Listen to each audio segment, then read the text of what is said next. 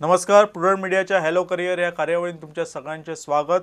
या कार्यामुळे आम्ही विगड क्षेत्रातले तज्ञ मनशांक आपयतात आणि त्यांच्या क्षेत्राविषयी त्यांच्या करियरविषयी प्रश्न विचारून त्यांच्याकडल्यान माहिती काढून घेतात.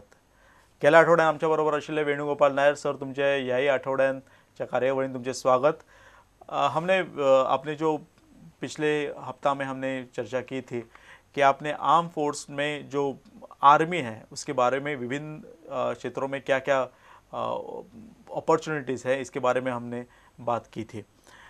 मेरा आपसे सवाल था कि आपने जो बताया था कि ऑफिसर्स तक बताया था कि आप ऑफिसर्स किस प्रकार से भर्ती हो सकते हो, तो उसमें या ऑफिसर के अलावा और अदर कौन से रैंक्स है जिसमें आप भर्ती हो सकते हो और क्या क्राइटेरिया हो सकता है? अदर रैंक्स के लिए रिक्रूटमेंट होता है. अभी पूरे देश में डायरेक्टरेट्स होते हैं रिक्रूटमेंट का. जो गोवा प्रदेश के लिए जो रिक्रूटमेंट डायरेक्टरेट है वो रिस्पॉन्सिबिलिटी कोल्हापुर. तो कोल्हापुर का जो रिक्रूटमेंट डायरेक्टरेट है वो नॉर्थ गोवा और साउथ गोवा डिस्ट्रिक्ट में रिक्रूटमेंट करते हैं. ये वैकेंसी बेस्ड है, यानी कि ऑफिसर जैसा नहीं है कि जिसमें एक प्रदेश से जितने भी लोग जा सकते हैं. लेकिन अदर देन ऑफिसर कि सोल्जर जीडी और सोल्जर टेक्निकल, इसके अंदर सिर्फ कुछ वैकेंसीज दी जाती हैं पॉपुलेशन के मुताबिक. अभी वैकेंसी रिलीज करते हैं आर्मी हेडक्वार्टर, उसके मुताबिक वो नोटिफाई होता है और डायरेक्टरेट कोल्हापुर जो ये गोवा में आके रिक्रूटमेंट करते हैं. इसका डेट और वेन्यू एक महीना पहले अनाउंस हो जाते हैं और प्रेस और मीडिया के थ्रू हम इसका पब्लिसिटी भी करते हैं. इसके अंदर एक सोल्जर जीडी में भर्ती होने के लिए मैट्रिक पास होना चाहिए और 17.5 और 21 साल के बीच होना चाहिए. अभी यहाँ के जो गोवा के बच्चे जो रिक्रूट होते हैं वो साउथ इंडियन कास्ट में आते हैं. इनको जो है Maratha light infantry, Madras regiment, Bombay engineers में ज़्यादातर भेजा जाता है. इसके अलावा आर्टिलरी, आर्मर्ड कोर, इन विंग्स में भेजा जाता है. सोल्जर टेक्निकल के लिए जो है HSC होना जरूरी है with PCM, physics chemistry, mathematics और इंग्लिश एक सब्जेक्ट मैट्रिक लेवल तक होना जरूरी है. और इसमें एज लिमिट है 17.5 से 23 साल तक. इसके अलावा सोल्जर क्लर्क, स्टोर कीपर्स, इनका भी क्वालिफिकेशन HSC है और एज लिमिट 17.5 से 23 साल. तो ये जनरल जहाँ पे जाने का अपॉर्चुनिटी जो है, ज़्यादा अपॉर्चुनिटी इन ट्रेड्स के अंदर आपको मिलेगा. जो मैट्रिक ना भी हो, अगर वो ज्वाइन करना चाहते हैं वो ट्रेडमैन्स में ज्वाइन कर सकते हैं. ट्रेडमैन आर्मी के अंदर भी जैसे बाहर का ट्रेडमैन है, उसके अंदर बार्बर होता है, वॉशरमैन होते हैं और वो वेटर्स होते हैं, देन आपके ब्लैकस्मिथ्स होते हैं.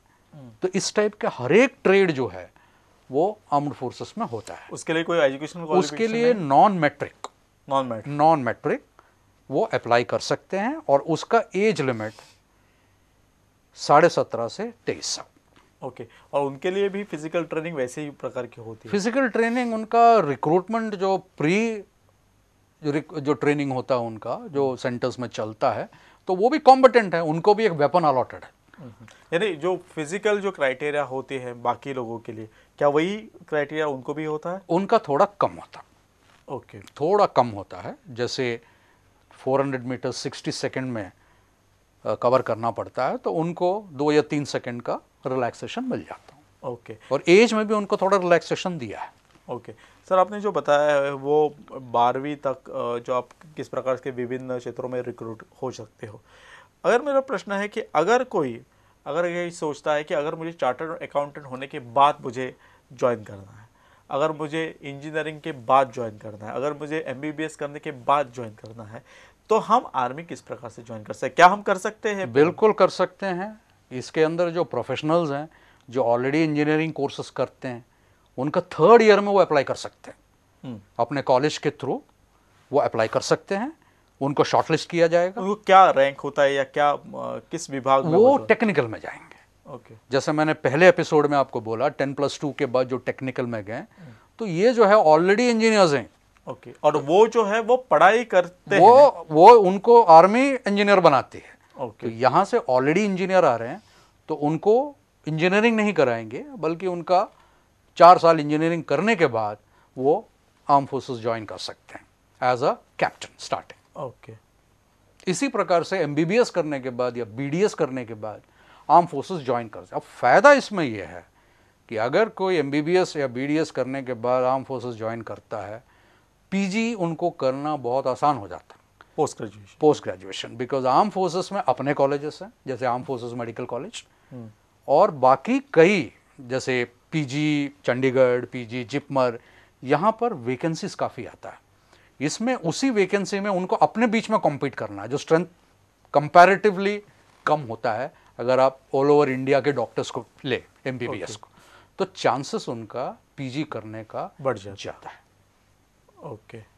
यानी आप प्रोफेशनल कोर्स करने के बाद आप ज्वाइन कर सकते हैं। लॉयर्स, अब लॉयर्स के लिए ये आर्मी का अपना कोर्ट होता है, आर्म्ड फोर्सेस का, जो लीगल एडवाइजर्स, जज एडवोकेट जनरल ब्रांच बोलते हैं, कोर्ट मार्शल प्रोसीडिंग्स, बाकी डिसिप्लिनरी प्रोसीडिंग्स ये कोर्ट चलाता है। लॉयर भी उस पर ज्वाइन लॉयर भी हो सकता है। आपने जो बताया कि विभिन्न इंस्टीट्यूशन है आर्म फोर्स के, तो विभिन्न इंस्टीट्यूशन में टीचर भी होंगे, उनके लिए भी नौकरी होंगे, क्या उन्हें भी हमें आर्म फोर्स में हम कंसिडर करते हैं? यस, क्योंकि आर्मी एजुकेशन कोर करके एक अलग सा ब्रांच है, ओके, जिसके अंदर as an officer also, as a other than officer का ओपनिंग्स हैं। अभी ऑफिसर्स जो हैं वो एकेडमी में जो है वो अपना एजुकेशन जो शिक्षा देते हैं, और जो ऑफिसर नहीं है, अदर रैंक्स हैं, उनका जो क्वालिफिकेशन भी पोस्ट ग्रेजुएट होना जरूरी है, प्लस बीएड होना जरूरी है। उनको डायरेक्ट हवलदार लेते हैं, और ये हर एक यूनिट के अंदर जो ट्रुप्स को शिक्षा देने के लिए, क्योंकि मैं पहले एपिसोड में बोला, it is a continuous process, यानी कि सर्विस में आप बहुत सीखते हो, तो उनको शिक्षा देने के लिए जो है मास्टर लोगों को आना बहुत जरूरी। ओके। तो ये यानी आर्म फोर्स यानी सब प्रोफेशनल कोर्सेज का इंटीग्रेशन है कि यहाँ सब कुछ है। जो जॉब आपको सिविल में है वो सब आर्म्ड फोर्सेस में भी है।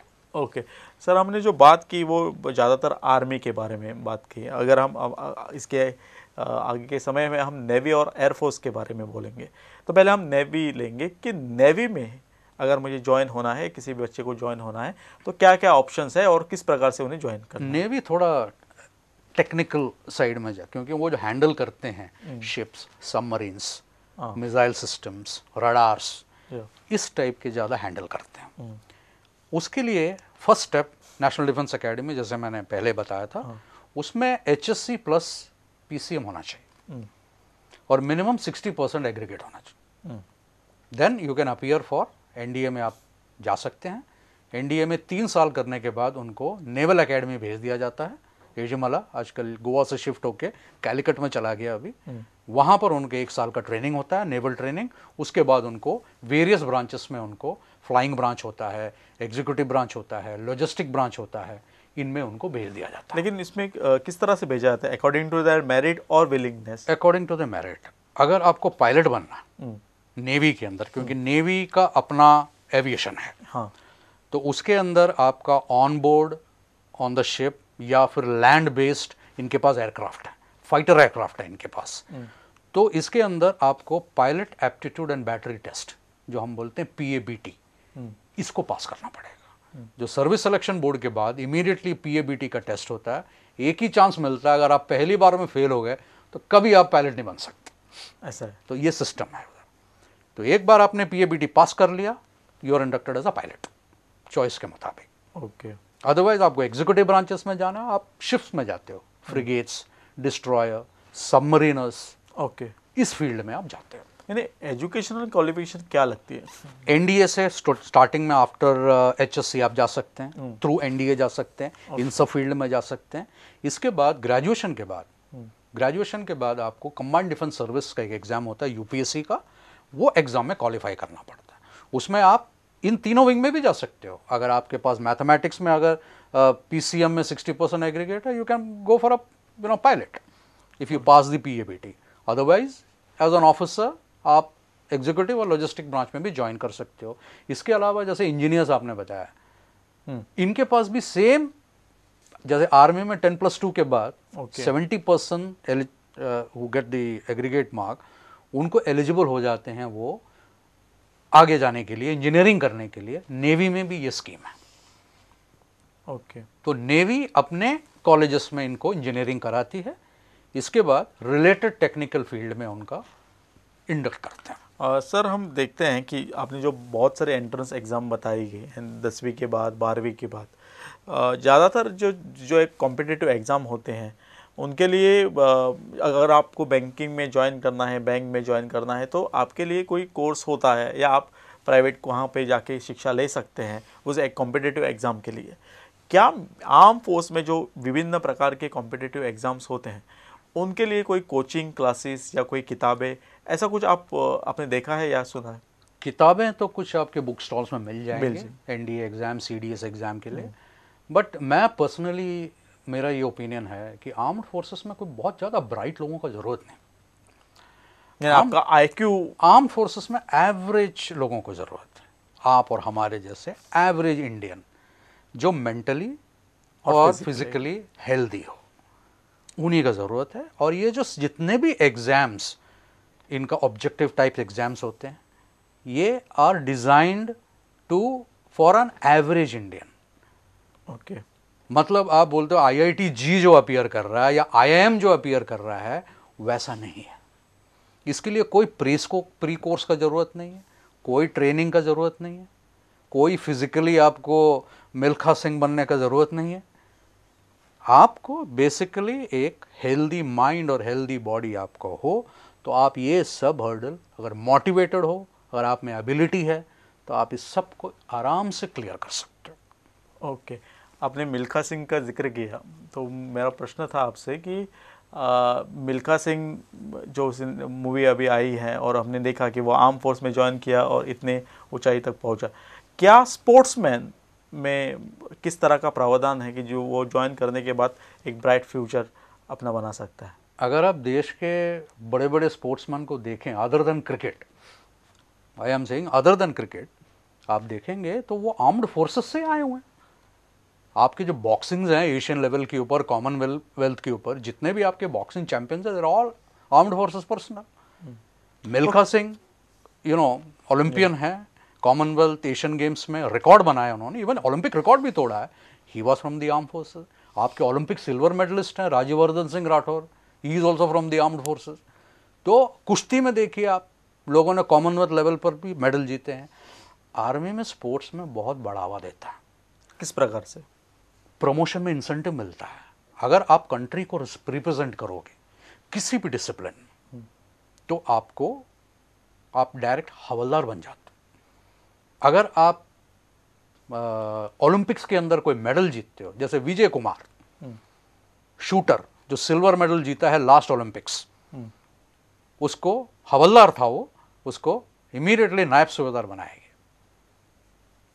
तो इंसेंटिव है, टाइम है, टेक्नोलॉजी है, और हर प्रकार का सहूलियत दिया जाता है। ओके। सर आपने हमें आप आर्मी के बारे में हमने बोला, नेवी के बारे में बोला, और अगर जो बचा है वो एयरफोर्स, तो एयरफोर्स में किस तरह की आपको अपॉर्चुनिटीज है?